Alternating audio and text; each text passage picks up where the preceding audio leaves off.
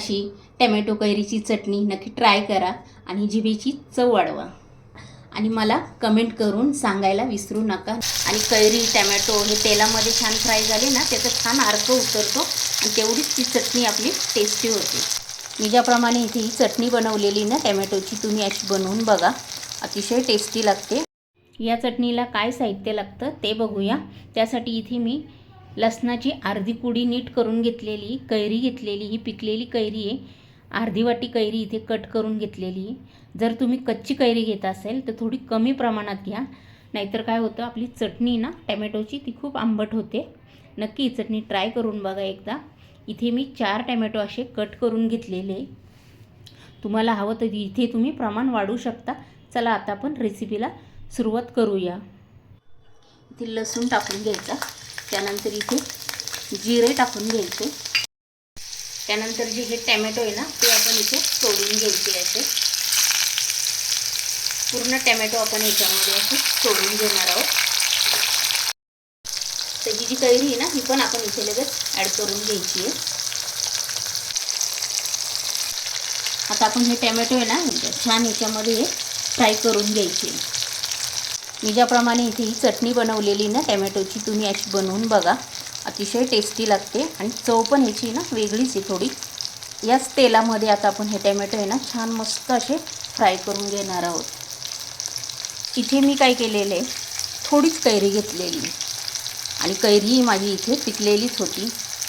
इथे कमीच कैरी का घेतली मी थोडीशीच, की आपले टमॅटो पण आंबट असतात, त्यामुळे इथे मी थोडीच कैरी घेतलेली आहे। तुम्हाला हवं तर तुम्ही इथे कैरी वाढवू शकता। कच्ची कैरी घेतली तर ती थोडी कमीच टाकायची, नाहीतर काय होतं आपली जी चटणी बनवतोय ना आपण टमॅटोची चटणी ती खूप आंबट होते। हे 5 मिनटं झालेले हे टमॅटो आहे ना त्याची साईड अशी चेंज करून घेऊया।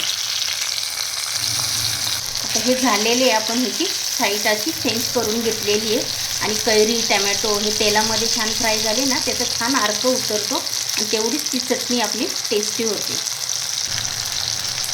इथे टमॅटो आपले छान फ्राय झाल्यानंतर आपण अशी याची जी सालं आहे ना ती काढून घ्यायची।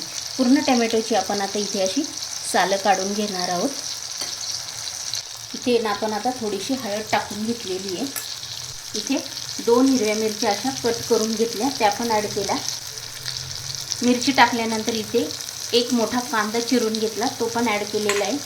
इथे आपण आता थोडीशी कोथिंबीर ॲड करणार आहोत आणि त्यानंतर इथे 1 चमचा भरून लाल तिखट टाकून घेतलेले। आता आपण हे छान मिक्स करून घ्यायचं। याच्यामध्ये आपला टमॅटो, लसूण, जिरे ह्याच्यामध्ये छान फ्राय झालेले।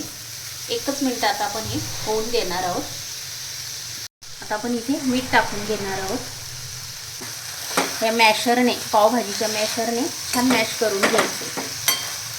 हे बघा, एकजीव करून घ्यायचे पूर्ण टमॅटो। आपण इथे कांदा काय फ्राय करून नाही घेतलेला आहे, कच्चाच कांदा ॲड केलेला आहे, त्याच्यामुळे ही चटणी अतिशय टेस्टी लागते। हे बघा इथे छान अशी मिक्स करून घेतलेली। तुम्हाला जर ही माझी टमॅटोची चटणी आवडली असेल कैरी टाकून तर नक्की ट्राय करा।